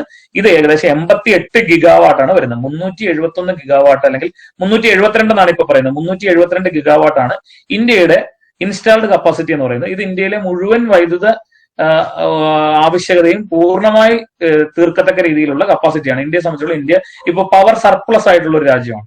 പക്ഷെ അവിടെ ശ്രദ്ധിക്കേണ്ട കാര്യം നമുക്ക് 24% മാത്രമേ അതിൽ റിന്യൂവബിൾ ഉള്ളൂ. ഹൈഡ്രോയും കൂടെ കൂട്ടാം അതിനകത്ത്. കാരണം ഹൈഡ്രോ എന്ന് പറയുന്നത് റിന്യൂവബിൾ സോഴ്സ് തന്നെയാണ്. അങ്ങനെ വന്നാൽ ഏകദേശം 36% നമ്മളിപ്പോ റിന്യൂവബിളിൽ നിൽക്കുകയാണ്. ഇത് ഇങ്ങനെ നിന്നാൽ പോരാ, ഇത് വലിയ തോതിലേക്ക് മാറ്റം വരണം. നേരത്തെ പറഞ്ഞു പാരീസ് ഉടമ്പടി അടക്കമുള്ള കാര്യങ്ങൾ, ക്യോട്ടോ പ്രോട്ടോക്കോൾ, പാരീസ് ഉടമ്പടി, ഇതിലെല്ലാം ഭംഗിയായി സഹകരിച്ചു പോയ രാജ്യമാണ് ഇന്ത്യ. ആ രാജ്യം എന്നുള്ള നിലയിൽ ഇന്ത്യ ഇന്ന് വെച്ചിരിക്കുന്ന പ്രധാനപ്പെട്ട ആശയങ്ങളിലൊന്ന് 2022 175 ഗിഗാവാട്ട് അഡീഷണൽ റിന്യൂവബിൾ എനർജി ഇതിന്റെ കൂടെ ആഡ് ചെയ്യാൻ സാധിക്കും. ഇപ്പൊ 88 വരെ എത്തിയിട്ടുണ്ട്. അത് 175 ഗിഗാവാട്ടായിട്ട് മാറ്റും. എന്ന് പറഞ്ഞാൽ ഇതിന്റെ ഇരട്ടി എന്ന് പറയുമ്പോൾ ടോട്ടലിന്റെ ഏകദേശം 40% വരെ അത് വർദ്ധിക്കാൻ സാധ്യതയുണ്ട്. 2027 ആവുമ്പോഴേക്കും 450 ഗിഗാവാട്ടായിട്ട് അത് ഉയർത്തും. അതായത് നമുക്ക് ഇന്ന് നിലവിലുള്ള 372 ഗിഗാവാട്ടിനേക്കാൾ കൂടുതൽ റിന്യൂവബിൾ മാത്രമായിട്ട് മുന്നോട്ട് കൊണ്ടുപോകണം എന്നുള്ളതാണ് നമ്മൾ കരുതുന്നത്. ഇവിടെ ഇങ്ങനെയെല്ലാം പറയുമ്പോൾ റിന്യൂവബിളിന് ചില പ്രശ്നങ്ങളുണ്ട്. ഒരു രാജ്യത്തിനകത്ത് നിലനിർത്തിക്കൊണ്ട് പോകുമ്പോൾ അതിന് ചില പ്രശ്നങ്ങളുണ്ട്. അതിലെ പ്രധാനപ്പെട്ട പ്രശ്നങ്ങളിലൊന്ന് ഇത് ഫേം പവർ അല്ല എന്നുള്ളതാണ്. ഫേം പവർ എന്ന് പറഞ്ഞു കഴിഞ്ഞാൽ ഇപ്പോൾ നിങ്ങൾ ഹൈഡൽ എടുത്താലും അല്ലെങ്കിൽ നിങ്ങൾ കോൾ എടുത്താലും എല്ലാം ഗുണം എന്താണെന്ന് വെച്ച് കഴിഞ്ഞാൽ അതിന്റെ പവർ തീരുമാനിക്കുന്നത്, ആ പവർ തീരുമാനിക്കുന്നത് അതിനെ ഓപ്പറേറ്റ് ചെയ്യുന്ന ആളാണ് അതിന്റെ എത്ര പവർ കൊടുക്കണം എന്നുള്ള കാര്യം തീരുമാനിക്കുന്നത്. അവൈലബിൾ ആയിട്ടുള്ള പരമാവധി പവർ നമുക്ക് കൊടുക്കാൻ പറ്റും. ഇപ്പോൾ 1000 മെഗാവാട്ടിന്റെ ഒരു പ്ലാന്റ് ഉണ്ടെങ്കിൽ ആ 1000 മെഗാവാട്ടിന്റെ പ്ലാന്റിൽ നിന്ന് നമുക്ക് 1000 മെഗാവാട്ട് എപ്പോഴും കൊടുക്കാൻ പറ്റും. അതിൽ കുറയ്ക്കാൻ പറ്റും. 1000 മെഗാവാട്ടിൽ സസ്റ്റെയിൻ ചെയ്ത് കൊണ്ടുപോകാൻ പറ്റും.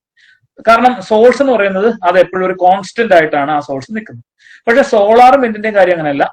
അവൈലബിൾ ആയിട്ടുള്ള വിൻഡിന്റെയും അവൈലബിൾ ആയിട്ടുള്ള ഇറേഡിയൻസിന്റെ അടിസ്ഥാനത്തിൽ ഇത് ചേഞ്ച് ചെയ്തുകൊണ്ടിരിക്കും. അത് ഓരോ മിനിറ്റിലും ചേഞ്ച് ചെയ്തുകൊണ്ടിരിക്കും.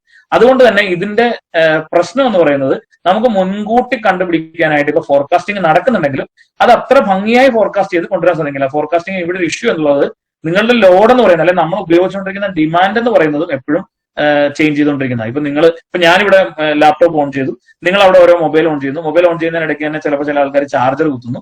ഇത് ഇങ്ങനെ മാറിക്കൊണ്ടിരിക്കും. ഇത് നമുക്ക് ഫോർകാസ്റ്റ് ചെയ്യാൻ പറ്റുന്നത് ഹിസ്റ്റോറിക് ഡാറ്റയുടെ അടിസ്ഥാനത്തിലാണ് നമ്മൾ ചില ഫോർകാസ്റ്റിംഗ് നടത്തുന്നത്. നാളെ എത്ര വൈദ്യുതി കേരളത്തിൽ ആവശ്യമുണ്ടെന്നുള്ളത് ഇന്ന് നമ്മൾ തീരുമാനിക്കും. ഇന്ന് തീരുമാനിക്കുന്ന സംവിധാനത്തിന് പറയുന്നത് സ്റ്റേറ്റ് ലോഡ് ഡെസ്പാച്ച് സെന്റർ എന്നാണ്. കേരളത്തിലെ സ്റ്റേറ്റ് ലോഡ് ഡെസ്പാച്ച് സെന്റർ ഇരിക്കുന്നത് കളമശ്ശേരിയിലാണ്. അവിടെയാണ് ഈ പവർ ഫോർകാസ്റ്റ് ചെയ്യുകയും പിറ്റേ ദിവസത്തേക്ക് പവർ ഷെഡ്യൂൾ ചെയ്യുകയൊക്കെ ചെയ്യുന്നത്. റീജിയണൽ ലെവലിൽ 5 എണ്ണം കൂടെ ഇന്ത്യയിലുണ്ട്. ഇന്ത്യയുടെ ഗ്രിഡിന്റെ ഒരു ഇതും കൂടെ പറയാം. ഓൾ ഇന്ത്യ സിംഗിൾ ഗ്രിഡ് ആണ്. ഏറ്റവും ആദ്യം അത് സദേൺ ഗ്രിഡ്, ഓരോ ഗ്രിഡുകൾ സെപ്പറേറ്റ് ആയിരുന്നു. അതിനുശേഷം സദേൺ ഗ്രിഡ് നോർത്തേൺ ഗ്രിഡുമായി, അതിനുശേഷം ഇപ്പോ എല്ലാം കൂടെ ചേർന്ന് ഒറ്റ ഗ്രിഡാണ് നിൽക്കുന്നത്. അങ്ങനെയാകുമ്പോഴും ഓരോ സ്ഥലങ്ങളിലെ ലോഡ് ഡെസ്പാച്ച് അല്ലെങ്കിൽ നേരത്തെ പറഞ്ഞ പോലെ ഷെഡ്യൂളിംഗും ഫോർകാസ്റ്റിംഗും നടത്തുന്നതിന് വേണ്ടിയിട്ട് 5 സെപ്പറേറ്റ് റീജിയണൽ ലോഡ് ഡെസ്പാച്ച് സെന്ററുകളുണ്ട്. North, south, east, north eastern, west. അതിൽ നമ്മൾ ഉൾപ്പെടുന്നത് സദേൺ ഗ്രിഡിലാണ്. കേരളം, ആന്ധ്രാപ്രദേശ്, തെലങ്കാന, കർണാടക, അതുപോലെ തന്നെ പോണ്ടിച്ചേരി, തമിഴ്നാട്, ഇത്രയും സ്ഥലങ്ങൾ ഉൾപ്പെടുത്തിക്കൊണ്ടാണ് സദേൺ ഗ്രിഡ് വരുന്നത്. സദേൺ ഗ്രിഡിലാണ് നമുക്ക് ആവശ്യമുള്ള കാര്യങ്ങളെല്ലാം തന്നെ ഷെഡ്യൂൾ ചെയ്യുകയും ഫോർകാസ്റ്റ് ചെയ്യുകയും ചെയ്യുന്നത്. അതിൽ കേരളത്തിൽ സഹായിക്കുന്ന സംവിധാനം എന്ന് പറയുന്നത് സ്റ്റേറ്റ് ലോഡ് ഡെസ്പാച്ച് സെന്റർ ആണ്. ഇതാണ് ഇന്ത്യയുടെ ഇന്നത്തെ നിലവിലുള്ള അവസ്ഥ. അതുകൊണ്ട് തന്നെ ഫേം പവർ അല്ലാത്തത് കൊണ്ട് തന്നെ ഇതിന് ഒരു ബാക്കപ്പ് കൊടുക്കുന്നതിന് വേണ്ടിയിട്ട് നിലവിലെ തെർമൽ സ്റ്റേഷനുകളെ നമുക്ക് പൂർണ്ണമായി ഫേസ് ഔട്ട് ചെയ്ത് കളയാൻ സാധിക്കില്ല. അതിന് വേണ്ടിയിട്ടുള്ള ബാക്കപ്പ്, അത് എപ്പോഴൊക്കെ താഴെ പോകുന്നു ആ സമയത്തൊക്കെ ഇതിന് വേണ്ടിയിട്ടുള്ള ഒരു ബാക്കപ്പ് കൊടുക്കാൻ പറ്റണം. ഈ ബാക്കപ്പ് കൊടുക്കുക എന്ന് പറയുന്നത് അത്ര എളുപ്പമല്ല. കാരണം നിങ്ങൾക്ക് എല്ലാവർക്കും അറിയാം, ലോഡും അതുപോലെ തന്നെ സോഴ്സ് എന്ന് പറയുന്നത് നമ്മൾ കൊടുക്കുന്ന വൈദ്യുതി, ലോഡ് എന്ന് പറയുന്നത് നിങ്ങളുടെ ഉപഭോഗം. ഇത് രണ്ടും ഈക്വൽ ആയിട്ട് നിൽക്കുന്ന സമയത്തെയാണ് നമ്മൾ ഫ്രീക്വൻസിയാണ് നമ്മൾ 50 ഹെർട്സ് ആയിട്ട് വെക്കുന്നത്. നിങ്ങളുടെ വീട്ടിലെ അല്ലെങ്കിൽ നമ്മുടെ ഗ്രിഡിലെ ഫ്രീക്വൻസി 50 ഹെർട്സ് എന്ന് പറഞ്ഞു കഴിഞ്ഞാൽ നമുക്ക് ആ ലോഡ് ബാലൻസ് ചെയ്യാൻ സാധിച്ചു, ലോഡിന് ആവശ്യമുള്ള മുഴുവൻ വൈദ്യുതി കൊടുക്കാൻ സാധിച്ചു. പെട്ടെന്നായിരിക്കും നിങ്ങൾ ലോഡ് ചേഞ്ച് ചെയ്യുന്നത്. അങ്ങനെ ലോഡ് ചേഞ്ച് ചെയ്യുമ്പോൾ യഥാർത്ഥത്തിൽ ഈ ഫ്രീക്വൻസി എന്ന് പറയുന്നത് ലോഡ് കൂടുകയാണെങ്കിൽ ഫ്രീക്വൻസി കുറയുകയും ലോഡ് കുറയുകയാണെങ്കിൽ ഫ്രീക്വൻസി കൂടുകയും ചെയ്യും. കാരണം ലോഡ് കുറവാണ്. നിങ്ങളൊരു കാറിന്റെ കാര്യം ആലോചിച്ചാൽ മതി. കാറ് ഒരു കയറ്റത്തിലേക്കാണ് പോകുന്നതെന്നുണ്ടെങ്കിൽ എന്താ സംഭവിക്കുന്നത്? നിങ്ങൾ ആക്സിലേറ്റർ കൂട്ടിക്കൊടുക്കണം. എന്ന് പറഞ്ഞാൽ അവിടെ ലോഡ് കൂടി, അതുകൊണ്ട് തന്നെ നിങ്ങൾക്ക് സോഴ്സ് എന്ന് പറയുന്നത് നിങ്ങൾ ചവിട്ടുന്ന ആക്സിലറേഷൻ എന്ന് പറയുന്നത് കൂട്ടിക്കൊടുക്കും. എന്നാൽ നിങ്ങൾ ഇറക്കത്തിലേക്ക് ഇറങ്ങുകയാണെങ്കിലോ അത് ലോഡ് കുറഞ്ഞു, ആ സമയത്ത് നിങ്ങൾ എന്ത് ചെയ്യണം? നിങ്ങൾ നിങ്ങളുടെ ആക്സിലേറ്റർ കുറയ്ക്കണം. ഈ രീതിയിലാണ് നമ്മൾ ഇത് ചേഞ്ച് കൊണ്ടിരിക്കുന്നത്. ഈ ഒരു ഡിഫറൻസ് ഓഫ് ചേഞ്ച് കൊണ്ടുവരാൻ സോളാറിനോ അല്ലെങ്കിൽ വിൻഡിനോ സാധിക്കും. പ്രത്യേകിച്ച് ഇമ്മീഡിയറ്റ് ആയിട്ട് ഉണ്ടാവുന്ന ചേഞ്ചസ് ചേഞ്ച് ചെയ്യാനായിട്ട് അതിന് സാധിക്കില്ല. അത് സാധിക്കുന്നത് റൊട്ടേറ്റിംഗ് മാസുകൾക്ക് മാത്രമാണ്. റൊട്ടേറ്റിംഗ് മാസുകൾ എന്താ ചെയ്യുന്നതെന്ന് പറഞ്ഞു കഴിഞ്ഞാൽ എക്സസ് ഓഫ് എനർജി വരുന്ന സമയത്ത്, റൊട്ടേറ്റിംഗ് മാസ് എന്ന് പറയുന്നത് അറിയാലോ, ഇപ്പൊ തെർമൽ ആണെന്നുണ്ടെങ്കിൽ അതിനൊരു ടർബൈൻ ഉണ്ട്, ഹൈഡൽ ആണെന്നുണ്ടെങ്കിൽ അതിനൊരു ടർബൈൻ ഉണ്ട്. ഇവരെന്താ ചെയ്യുന്നതെന്ന് പറഞ്ഞാൽ അവര് ഈ എനർജിയെ കൈനറ്റിക് എനർജി ആയിട്ട് കൺവേർട്ട് ചെയ്ത് അവിടെ സൂക്ഷിക്കും. എക്സ്ട്രാ എനർജി വരുമ്പോൾ എപ്പോഴാണോ എനർജി കുറയുന്നത് ആ സമയത്ത് ആ കൈനറ്റിക് എനർജി റിലീസ് ചെയ്യുകയും ചെയ്യും. ഇങ്ങനെ ഒരു റൊട്ടേറ്റിംഗ് മാസ് നിലനിൽക്കുന്നതുകൊണ്ടാണ് നമുക്ക് ഗ്രിഡിന്റെ ഇനേഷ്യ എന്ന് പറയുന്ന സാധനം കണ്ടിന്യൂ ചെയ്ത് കൊണ്ടുപോകാൻ പറ്റുന്നത്. ഇത് കണ്ടിന്യൂ ചെയ്ത് കൊണ്ടുപോകാൻ സോളാറിനോ അല്ലെങ്കിൽ വിൻഡിനോ പറ്റില്ല. കാരണം അത് ഗ്രിഡുമായിട്ട് കപ്പിൾ ചെയ്തിട്ടുള്ളത് ഒരു കൺവെർട്ടർ വഴിയാണ്. ഇതെല്ലാം DC ആണ് ഉത്പാദിപ്പിക്കുന്നത്, അത് AC ആയിട്ട് കൺവേർട്ട് ചെയ്യുന്ന ഒരു കൺവെർട്ടർ. അതുകൊണ്ട് തന്നെ ഇത് സാധിക്കില്ല. ഇത് എങ്ങനെ സാധിക്കുമെന്ന് ചോദിച്ചു കഴിഞ്ഞാൽ ഇതിന് പകരം നമുക്ക് ബാറ്ററി എനർജി സ്റ്റോറേജുകൾ ഉപയോഗിക്കേണ്ടത്. ഞാൻ ഇപ്പൊ PhD ചെയ്തുകൊണ്ടിരിക്കുന്നത് എങ്ങനെയാണ് ഈ പറയുന്ന നേരത്തെ പറഞ്ഞ തെർമൽ ഒക്കെ ഉള്ള ഒരു അഡ്വാൻറ്റേജ് ഉണ്ട്, ഗ്രിഡിനെ സ്റ്റെബിലൈസ് ചെയ്ത് നിർത്താൻ പറ്റുന്നത്. ആ സ്റ്റെബിലൈസേഷൻ കൊടുക്കുന്നതിന് വേണ്ടിയിട്ട് ശരിക്കും അവരെന്താണോ ചെയ്യുന്നത്, ഇനേഷ്യ നിലനിർത്താൻ വേണ്ടിയിട്ട് എന്താണോ ചെയ്യുന്നത് അതിനെ മിമിക് ചെയ്യുന്ന തരത്തിൽ സിന്തറ്റിക് ഇനേഷ്യ എങ്ങനെ ഉണ്ടാക്കിയെടുക്കാം, അതിന് ബാറ്ററി സോഴ്സ് എങ്ങനെ ഉപയോഗിക്കാം, അത് ഒപ്റ്റിമമായിട്ട് എങ്ങനെ ഡിസൈൻ ചെയ്യാം എന്നുള്ളതാണ്.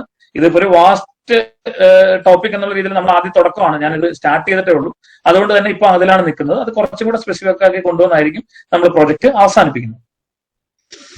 ഇനി നമ്മൾ കേരളത്തിലേക്ക് വരുന്നു. കേരളത്തിന്റെ സ്ഥിതി നിങ്ങൾ നോക്കിയാൽ വളരെ ആശാവഹമായിട്ട് തോന്നും. കാരണം നമ്മുടെ മൊത്തം കപ്പാസിറ്റിയുടെ 90% ഹൈഡ്രോയാണ്. 2052 മെഗാവാട്ട്, 32 സ്റ്റേഷനുകളിൽ നിന്നായി 2052 മെഗാവാട്ട് കിട്ടുന്നുണ്ട്. ഇന്നത്തെ നിലവിലെ സ്ഥിതി എന്ന് പറയുന്നത് 2200 മെഗാവാട്ടായിട്ട് അത് കൂടിയിട്ടുണ്ട്. Diesel power plant 159 മെഗാവാട്ടാണ്. ഇത് രണ്ടും ഇപ്പം 2 ഡീസൽ പവർ പ്ലാന്റുകളാണുള്ളത്. ഒന്ന് കോഴിക്കോടും 2 എറണാകുളത്തും. ബ്രഹ്മപുരം ഡീസൽ പവർ പ്ലാന്റും കോഴിക്കോട് പവർ പ്ലാന്റും. ഇത് രണ്ടും ഇപ്പൊ നമ്മൾ ഉപയോഗിക്കുന്നില്ല. കാരണം ഡീസൽ നമുക്ക് ആവശ്യമില്ല, നമുക്ക് വൈദ്യുതി അല്ലാതെ കിട്ടുന്നതുകൊണ്ട്. വിൻഡ് ഒരെണ്ണേ ഉള്ളൂ, അത് 2 മെഗാവാട്ട് ആണ്. സോളാർ ഏകദേശം KSCBയുടെ കീഴിൽ 20 എണ്ണം ഉണ്ട്, അത് 12.98 ആണ്. ഇന്ന് വളരെ പ്രധാനപ്പെട്ട ഒരു ദിവസമാണ് KSCBയെ സംബന്ധിച്ചിടത്തോളം. കാരണം കൊല്ലത്ത് കൊട്ടിയം എന്ന് പറയുന്ന സ്ഥലത്ത് നമ്മൾ ഒരു 600 kWന്റെ സോളാർ പാനൽ ഇപ്പം ഈ സമയത്ത് ഇപ്പൊ ലൈവായിട്ട് അവിടെ ഉദ്ഘാടനം നടന്നുകൊണ്ടിരിക്കുകയാണ്. മന്ത്രി MM മണി ആണ് അത് ഉദ്ഘാടനം ചെയ്തുകൊണ്ടിരിക്കുന്നത്. അതോടുകൂടി ഇപ്പൊ 20 എന്ന് പറയുന്നത് നമുക്ക് 21 മാറുകയാണ്. ഇന്നിപ്പോ ഈ സമയത്ത് അതിന്റെ ഉദ്ഘാടനം നടന്നുകൊണ്ടിരിക്കുകയാണ്. വളരെ വേഗം, ഏകദേശം ഏറ്റവും വേഗത്തിലാണ് നമ്മൾ ആ സോളാർ പ്ലാന്റിന്റെ പരിപാടി കംപ്ലീറ്റ് ചെയ്തിരിക്കുന്നത്.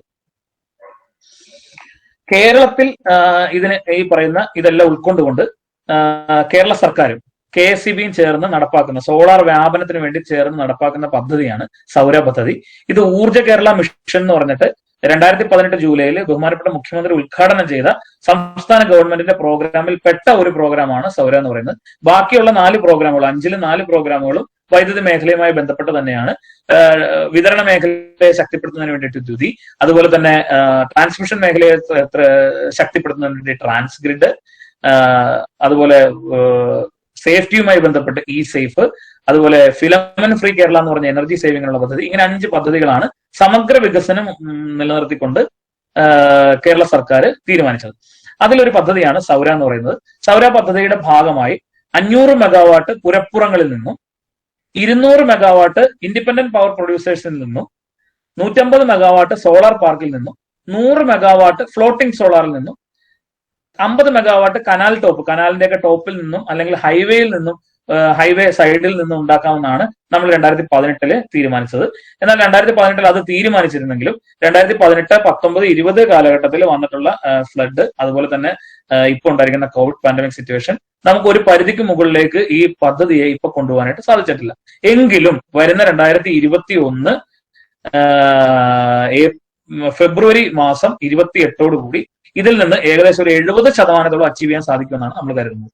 അവിടെ നമുക്ക് റൂഫ് ടോപ്പ് സോളാറിനെ സംബന്ധിച്ചിടത്തോളം നമുക്ക് ഏകദേശം 150 മെഗാവാട്ടോളം നമുക്ക് അച്ചീവ് ചെയ്യാൻ സാധിക്കുള്ളൂ. പക്ഷെ ഇൻഡിപെൻഡന്റ് പവർ പ്രൊഡ്യൂസർ പുറത്തു നിന്ന് ഒരു 200 മെഗാവാട്ട് നമുക്ക് കേരളത്തിന് വേണ്ടി എന്നുള്ള രീതിയിൽ 200 മെഗാവാട്ട് പുറത്തു നിന്ന് നമുക്ക് സ്വകാര്യ മേഖലയിൽ നമുക്ക് സാധ്യമാണ്. സോളാർ പാർക്ക് ഇപ്പൊ 100 മെഗാവാട്ട് കംപ്ലീറ്റ് ആയിട്ടുണ്ട്. ഒരു 50 മെഗാവാട്ട് കംപ്ലീറ്റ് ആയി. ഒരു 50 മെഗാവാട്ട് ഈ നവംബറിൽ കംപ്ലീറ്റ് ആവും. അടുത്ത 50 മെഗാവാട്ടിന് വേണ്ടിയിട്ടുള്ള ഒരു സാങ്ഷൻ നമുക്ക് കിട്ടിയിട്ടുണ്ട്. ഫ്ലോട്ടിംഗ് സോളാറിനെ സംബന്ധിച്ചോളം നമ്മൾ 100 മെഗാവാട്ടാണ് പ്ലാൻ ചെയ്തതെങ്കിലും കായംകുളത്ത് NTPCയുടെ സ്ഥലത്ത് ഒരു 92 മെഗാവാട്ടിന്റെ പദ്ധതി ഈ വരുന്ന നവംബറോടുകൂടി നമുക്ക് പൂർത്തിയാക്കാൻ സാധിക്കും. എന്നാൽ അതിന് പുറമെ Idukki hydel electric project area, അവിടെ നമുക്കൊരു 150 മെഗാവാട്ടും അതുപോലെ ബാണാസുർ സാഗറിലെ ഒരു 150 മെഗാവാട്ടുമായിട്ട് 2 പുതിയ പദ്ധതികളുടെ നിർമ്മാണ ഉദ്ഘാടനവും ഈ വർഷം തന്നെ നമുക്ക് നടപ്പിലാക്കി എടുക്കാനാണ് നമ്മൾ വിചാരിക്കുന്നത്. കനാൽ ടോപ്പിന്റെ കാര്യത്തിൽ നമുക്ക് ഒട്ടും മുന്നോട്ട് പോകാൻ സാധിച്ചിട്ടില്ല. അങ്ങനെ നോക്കുമ്പോൾ നമ്മൾ 1000 മെഗാവാട്ട് മുൻകൂട്ടി കണ്ടെങ്കിലും അതിൽ ഏകദേശം നല്ലൊരു ശതമാനം നമുക്ക് പൂർത്തിയാക്കി എടുക്കാൻ സാധിക്കുന്നു. ഈ പദ്ധതികളൊന്നും തന്നെ ഇവിടെ നിൽക്കുന്നില്ല. ഓരോ ഘട്ടത്തിലും പദ്ധതികൾ പുതുക്കി തന്നെയാണ് കൊണ്ടുവരുന്നത്. ഈ കഴിഞ്ഞ 4 വർഷത്തെ KSEBിയുടെ പ്രവർത്തനങ്ങൾ എടുക്കുമ്പോൾ വലിയ രീതിയിൽ KSEBിക്ക് മുന്നോട്ട് പോകാനായിട്ട് സാധിച്ചിട്ടുണ്ട്. അതിൽ ഏറ്റവും സഹായിച്ച പദ്ധതികളിലൊന്ന് ഊർജ്ജ കേരള മിഷനാണ്. KSEBിയിൽ വലിയ തോതിലുള്ള ഇൻവെസ്റ്റ്മെന്റ്, KSEBിയുടെ തന്നെ ഇൻവെസ്റ്റ്മെന്റ് നടത്തിക്കൊണ്ട് KSEBിയുടെ വിതരണ, പ്രസരണ, ഉൽപാദന മേഖലകളെ ശക്തിപ്പെടുത്തുന്നതിന് കഴിഞ്ഞ 4 വർഷം KSEBിയുടെ ചരിത്രത്തിലെ ഏറ്റവും മികച്ച 4 വർഷങ്ങളാണ് കടന്നു പോയത് എന്നുള്ളത് അഭിമാനപൂർവ്വം നിങ്ങളോട് ഞങ്ങൾക്ക് പറയാൻ സാധിക്കുന്നുണ്ട്. നിങ്ങൾ നോക്കിക്കഴിഞ്ഞാൽ ഇന്ത്യയിലെ തന്നെ സമ്പൂർണ്ണ വൈദ്യുതീകരിച്ച ആദ്യ സംസ്ഥാനമായിട്ട് കേരളം മാറി. മുഴുവൻ ജനങ്ങൾക്ക്, ആവശ്യപ്പെട്ട മുഴുവൻ ജനങ്ങൾക്കും വൈദ്യുതി നൽകി. അതിനുവേണ്ടി കഴിഞ്ഞ 4 വർഷം നമ്മൾ കൊടുത്ത വൈദ്യുതിയുടെ കണക്കെന്ന് പറയുന്ന 16 ലക്ഷം പുതിയ കണക്ഷനുകളാണ് KSEB കൊടുത്തത്. അതിനുശേഷം നമുക്ക് 2 ഫ്ലഡ് ഉണ്ടായി. തമിഴ്നാട്ടില് ആന്ധ്രയിലൊക്കെ ഉണ്ടായ ഫാനി ചുഴലിക്കാറ്റ് അടക്കമുള്ള സംഭവങ്ങളുണ്ടായി. ഇവിടെ എല്ലാം KSEBിയിൽ നിന്ന് ആളുകൾ പോയി അവിടെ എല്ലാം വേണ്ട സഹായ സഹകരണങ്ങൾ ചെയ്തു. കേരളത്തിൽ 26 ലക്ഷം കണക്ഷനുകളാണ് ഫ്ലഡുമായിട്ട് ബന്ധപ്പെട്ട് നഷ്ടപ്പെട്ടത്. എന്നാൽ 2 മാസം കൊണ്ട് നമുക്ക് ആ കണക്ഷനുകൾ മുഴുവൻ കൊടുക്കാൻ സാധിച്ചു. ഇത്രയും നമ്മുടെ വൈദ്യുതിയുടെ 70% നമ്മൾ പുറത്തുനിന്ന് വാങ്ങുകയും 30% ഇന്റേണൽ ആയിട്ട് ഇപ്പൊ നമ്മൾ ഉൽപ്പാദിപ്പിക്കുന്നത്. എങ്ങനെ 70% പുറത്തുനിന്ന് വാങ്ങുമ്പോഴും അത് സസ്റ്റൈനബിൾ ആയിട്ട് ഈ കൃത്യമായി പ്ലാൻ ചെയ്ത് അത് വാങ്ങുന്നതിനുള്ളൊരു ഒരു നല്ല ഇടപെടൽ കഴിഞ്ഞ 4 വർഷം കൊണ്ട് നമുക്ക് എടുക്കാൻ സാധിച്ചു. അതുകൊണ്ട് തന്നെ പവർ കട്ടോ അല്ലെങ്കിൽ ലോഡ് ഷെഡിങ്ങോ നമുക്ക് കൊണ്ടുവരേണ്ടത് വന്നിട്ടില്ല. ഇത്തരത്തിൽ എല്ലാ മേഖലകളിലും മികച്ച മുന്നേറ്റമാണ് KSEB നടത്തിക്കൊണ്ടിരിക്കുന്നത്. അടുത്ത വർഷവും ഇത് ഓരോ പ്ലാൻ 5 വർഷം പ്ലാനുകളാണ് വരുന്നത്. അടുത്ത ഈ വർഷം 2021 കൂടി പ്ലാനുകൾ അവസാനിക്കും. ഇതിന്റെ തുടർച്ച ഉണ്ടാകണം എന്നുള്ളതാണ് എനിക്ക് നിങ്ങളോട് പറയാനുള്ളത്. അതിന് ശക്തി പകരാനായിട്ട് നിങ്ങൾക്ക് ഓരോരുത്തർക്കും സാധിക്കണം. പ്രത്യേകിച്ച് സോളാർ മേഖലയിൽ കേരളത്തിൽ വലിയ പൊട്ടൻഷ്യൽ നിലനിൽക്കുന്നുണ്ട്. കേരളത്തിന്റെ ഏറ്റവും വലിയ പൊട്ടൻഷ്യൽ ഹൈഡൽ ആണെന്ന് കാണുമ്പോഴും ഹൈഡൽ പല സാഹചര്യങ്ങൾ കൊണ്ട് നമുക്ക് നടപ്പാക്കി എടുക്കാൻ പറ്റാത്ത സാഹചര്യമുണ്ട്. എന്നാൽ ഹൈഡൽ നടപ്പാക്കി എടുക്കേണ്ട പദ്ധതികൾ തന്നെയാണ്. അതിരപ്പള്ളി പദ്ധതി ആയാലും ശരി, പൂയംകുട്ടി പദ്ധതി ആയാലും ശരി, ഇതെല്ലാം നടപ്പിലാക്കിക്കൊണ്ട് തന്നെ കാർബൺ എമിഷൻ കുറയ്ക്കാനായിട്ട് സാധിക്കുള്ളൂ. ഹൈഡൽ പദ്ധതികളെ വെച്ച് റിന്യൂവബിൾ പദ്ധതികളെ വെച്ച് നോക്കുമ്പോൾ ഏറ്റവും കുറവ് കാർബൺ എമിഷൻ നടത്തുന്നത്, അതിന്റെ മൊത്തം കാലഘട്ടം എടുത്തു കഴിഞ്ഞാൽ ഹൈഡൽ പദ്ധതി ആയിരിക്കും ഏറ്റവും കുറവ് നടത്തുന്നത്. 2ാം സ്ഥാനം വിൻഡിനാണ്, 3ാം സ്ഥാനം സോളാറിനാണ്. വിൻഡിനെ സംബന്ധിച്ചോളം നിങ്ങൾക്ക് എല്ലാവർക്കും അറിയാം, നമുക്ക് സ്ഥലപരിമിതിയുണ്ട് കേരളത്തിന്. സോളാറിന് സ്ഥലപരിമിതിയുണ്ട്. പക്ഷെ അതിനെ മറികടക്കുന്നതിന് പുരപ്പുറ വൈദ്യുത നിലയങ്ങൾ നമുക്ക് സ്ഥാപിക്കുന്നതായിരിക്കും. കാരണം ഇത്രയും പുരപ്പുറങ്ങളുള്ള രാജ്യം, സംസ്ഥാനം എന്നുള്ള രീതിയിൽ നമുക്കത് പൂർണ്ണമായിട്ട് ഉപയോഗിക്കാൻ സാധിക്കുമെന്ന് തന്നെയാണ് കരുതുന്നത്. ഇത്രയും കാര്യങ്ങളാണ് ഈ ഷോർട്ട് പീരീഡിനകത്ത് എനിക്ക് പറഞ്ഞുതരാൻ സാധിക്കുന്നത്. Respected Chief Guest, teachers and dear friends, I, behalf of Department of Mathematics, IQAC Green Initiative Committee, Energy Club and the entire supporting crew, extend a hearty thanks to respected Chief Guest, Mr. Nandakumar Sir, for such a fruitful session. Here, we discuss some impressive things for better future, like for the safe journey of Earth. The young generation has greater significance. Energy is truly essential for existence of life. For the effective utilization of energy, the basis of renewable source of energy is very important. Now, we are more detailed about the water's renewable source of energy, its importance, its necessity, etc. And all, I truly believe that it is due to this wonderful session. Thank you, sir, for sharing your valuable time with us in this Thank you. pandemic situation. I also like to thank you, our dear Principal Letamus, for your valuable presence. Also, I thank my respected teachers, Dr. Binida Bini, HOD of Mathematics Department, Citramus, Rositamus, who successfully coordinated the program, Dynamus, Head of IQAC Green Committee, Energy Club members, and all other support hands for the happening of this event. I extend my hearty thanks to each and everyone for your cooperation and involvement throughout the program. Deal today with ozone for a better tomorrow. Great wishes on World Ozone Day. Thank you.